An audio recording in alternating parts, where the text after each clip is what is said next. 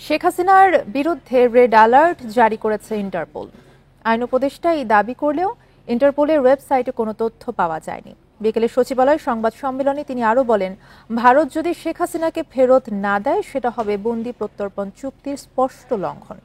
এক প্রশ্নের জবাবে বলেন, সাইবার নিরাপত্তা আইনের সব মামলা 2 সপ্তাহের মধ্যে বাতিল করা হবে।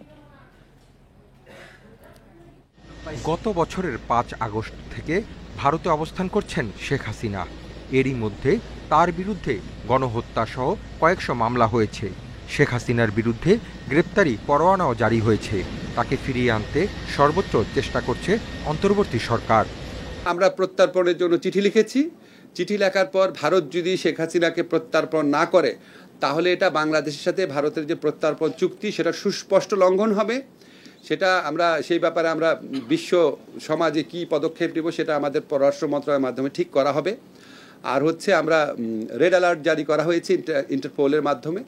আওয়ামী লীগ সরকারের মন্ত্রী এমপিদের জুলাই গণহত্যার বিচার চলছে আন্তর্জাতিক অপরাধ ট্রাইব্যুনালে। বিচারের গতি বাড়াতে দ্বিতীয় ট্রাইব্যুনাল গঠন করা হবে বলে জানান উপদেষ্টা। বিচারের গতি নিয়ে আমরা যথেষ্ট সন্তুষ্ট এবং এখানে আমি যেটুকু মনে করি যে আগামী হয়তো 2-1 মাসের মধ্যে আপনারা দেখবেন ঘন ঘন শুনানির ডেট পড়ছে। যদি বিচার আরও দ্রুত করতে হয় আমাদের এমনও প্ল্যান আছে, আমরা আন্তর্জাতিক অপরাধ আদালতের দ্বিতীয় শাখা যেটা সেকেন্ড আরেকটা আদালত গঠন করব। উচ্চ আদালতে বিচারক নিয়োগ হয়ে গেলে এই কাজটা আমরা করে ফেলব।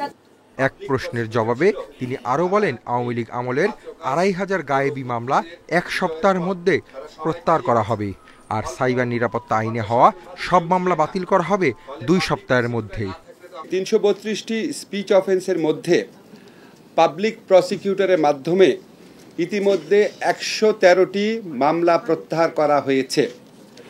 আমরা আশা করছি আগামী 2 সপ্তাহের মধ্যে স্পিচ অফেন্স সংক্রান্ত যতগুলা মামলা আছে সব প্রত্যাহার করা হবে। তিনি আরও জানান, সুপ্রিম কোর্টে বিচারক নিয়োগের জন্য প্রধান বিচারপতিকে প্রধান করে 6 সদস্যের কাউন্সিল গঠন করা হবে।